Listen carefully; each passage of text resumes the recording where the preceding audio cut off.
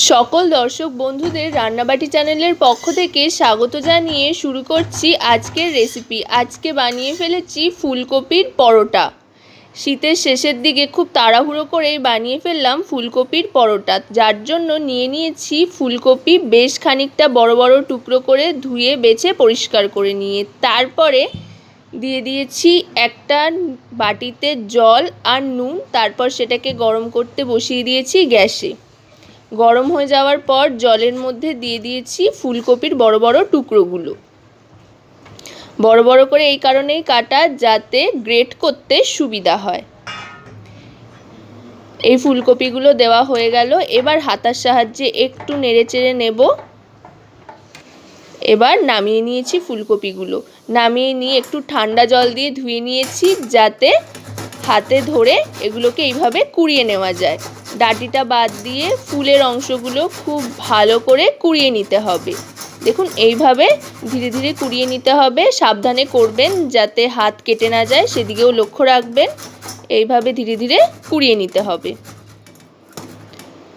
দেখুন আমি ডাঁটিটা ফেলে দিচ্ছি। এই সমস্ত ফুলকপি আমার কোরানো হয়ে গিয়েছে। এবার আমি নিয়ে নেব ময়দা নিয়ে নিয়েছি। তারপর ময়দাতে দিয়ে দিচ্ছি পরিমাণ মতো লবণ। এখানে ময়দাটা যেহেতু একটু বেশি রয়েছে তাই বড় চামচের 1 চা চামচ লবণ আমি দিয়ে দিলাম। তারপর দিয়ে দিচ্ছি হাফ চা চামচ চিনি। চিনিটা আপনাদের পছন্দ মতো আপনারা কম বেশি করতেই পারেন, তাতে কোনো সমস্যা নেই। তারপর দিয়ে দিচ্ছি রিফাইন অয়েল ময়ান দেওয়ার জন্য। তেলটাও আপনারা আপনাদের পছন্দ মতো কম বেশি করবেন। যদি বেশি খাস্তা করতে চান তাহলে বেশি তেল দেবেন, আর যদি মনে করেন কম তেলে বানাবেন তাহলে দিতেই পারেন, কোনো সমস্যা নেই। দিয়ে এবার ভালো করে ময়ান দিতে হবে। এই আমি ভালো করে ময়ান দিয়ে নিচ্ছি। বেশ খানিকক্ষণ হাতের সাহায্যে জোর খাটিয়ে ভালো করে ময়ান দেওয়ার পর এবার দিয়ে দিচ্ছি ফুলকপির কিমাটা, যেটা গ্রেট করে রেখেছিলাম। ফুলকপির কিমাটা দিয়ে দেওয়ার পর এবার একে একে সমস্ত মশলা দেব। মশলার মধ্যে আর কি একটু ধনেপাতা কুচি দিলাম, হাতের কাছে ছিল সেই জন্য, না থাকলে কোনো সমস্যা নেই, নাও দিতে পারেন। এবার দিয়ে দিচ্ছি একটু ভাজা মশলা গুঁড়ো, যেটার মধ্যে রয়েছে ধনে, জিরে, শুকনো লঙ্কা, তেজপাতা খালি খোলায় ভেজে গুঁড়িয়ে নেওয়া। তারপর সমস্তটা ভালো করে মাখতে হবে। আগে জল দিয়ে কিন্তু চলবে না। আগে সমস্তটা খুব ভালো করে মেখে নেওয়ার পর তারপরে অল্প অল্প করে জল দিতে হবে। আমি আগে সমস্তটা খুব ভালো করে মেখে নিয়েছি। মেখে তারপরে এর মধ্যে জল দিয়েছি। দেখুন এইভাবে ভালো করে মাখতে হবে। বেশ খানিকক্ষণ সময় ধরে মাখবেন।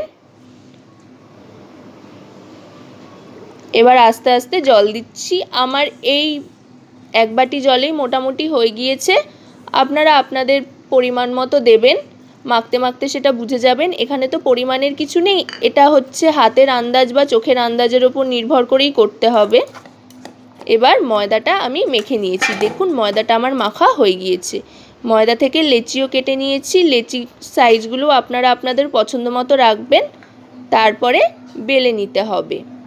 আমি তেল দিয়ে বেলেছি, চাইলে আপনারা আটা বা ময়দার গুঁড়ো দিয়েও বেলতে পারেন। তেল দিয়ে বেললে আর কি সুবিধা হয় সেটা হচ্ছে চাটুর মধ্যে ভাজবার সময় আটা বা ময়দার গুঁড়োটা পুড়ে পুড়ে যায় না, আর চাটুটা বেশি পুড়ে ওঠে না, আর চারপাশটা নোংরাও কম হয়। সেই জন্যই আমি চেষ্টা করি সবসময় তেল দিয়ে বেলবার। আটা বা ময়দার গুঁড়ো দিয়েও বেলা যায়, তাতেও কোনো সমস্যা নেই। এই গোল করে বেলে নিলাম। আপনারা আপনাদের পছন্দ মতো যে কোনো আকৃতিই দিতে পারেন।